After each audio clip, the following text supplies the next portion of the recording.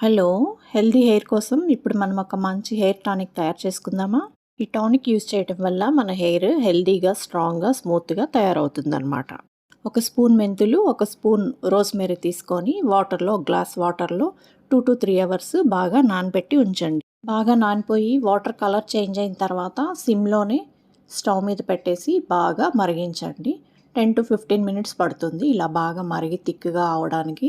Amla pieces ఉంటే కూడా కొంచెం యాడ్ చేసుకోండి. ఇలా బాగా మరిగిన తర్వాత ఒక జార్‌లో స్ట్రెయిన్ చేసేసుకోండి వాటర్‌నంతా. చూడండి ఒక థిక్ టానిక్ తయారైంది కదా! దీనికి కొంచెం చల్లారాక మంచి ప్యూర్ కోకోనట్ ఆయిల్ కూడా ఒక స్పూన్ యాడ్ చేసేసి బాగా మిక్స్ చేసేసేయండి.